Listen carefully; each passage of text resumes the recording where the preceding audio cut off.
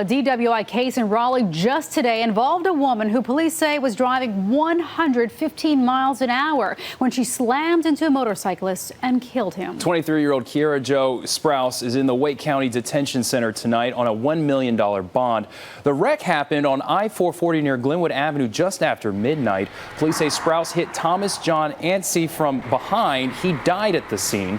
Sprouse is due in court tomorrow. That case adds to the backlog of DWI cases currently before Wake County judges. So what's causing the delays? WNCN's Derek Waller is digging deeper for us. Good evening, Derek. Well, Sharon, local police departments are working harder to arrest suspected drunk drivers, but often the court system is not keeping up with that influx of new cases.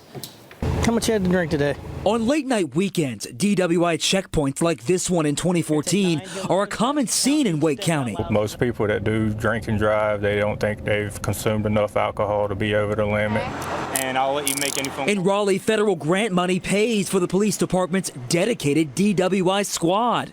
At a checkpoint just this weekend, Raleigh police charged 18 people with DWI between 12:30 and 3 a.m. Saturday and the 600 block of Wade Avenue. I hate checkpoints. I think they should be banned. Raleigh criminal defense attorney John McWilliams says the uptick in checkpoints does more harm than good. If you go too far, you're sweeping up too many people in the net. And he says they're jamming up an already stressed court system. I can't ever think when there hasn't been a backlog of DWI cases. A WNCN investigation found that in 2013, Wake County courts saw more than 5,500 DWI cases, and prosecutors say that number is only going up. And that's with no additional money to help prosecute these cases. But lately, McWilliams says the district attorney's office has upped the number of dedicated DWI courts.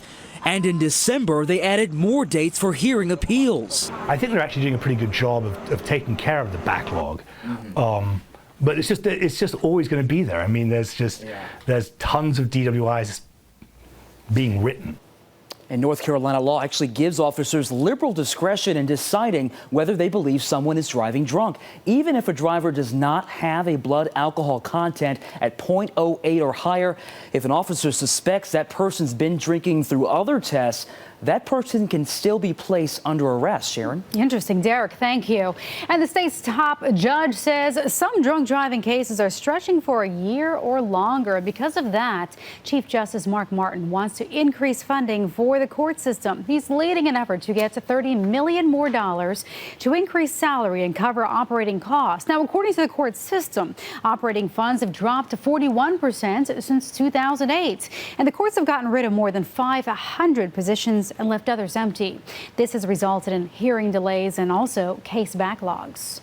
And WNCN is working to tackle the issue of drunk driving head on. In October, our investigative team took an in-depth look at the problem and how it's affecting North Carolina. And according to the CDC, in some cases, a person will drive under the influence up to 88 times before getting caught. Now, part of the problem starts in court. WNCN Investigates found several counties where nearly half of all DWI cases are thrown out because of certain technicalities.